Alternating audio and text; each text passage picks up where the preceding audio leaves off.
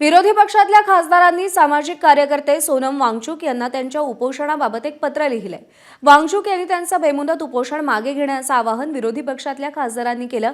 आम्ही याबद्दल संसदेत हा मुद्दा ठामपणे मांडणार आहोत, तसंच आम्ही शांततापूर्ण चाललेल्या आंदोलनाला आमचा पाठिंबा दाखवतोय, असं या पत्रात नमूद करण्यात आलंय।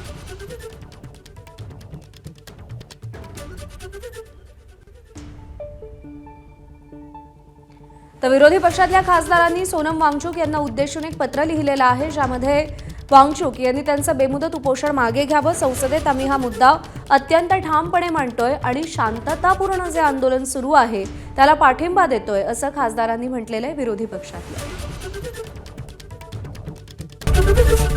एबीपी माझा, उघडा डोळे बघा नीट।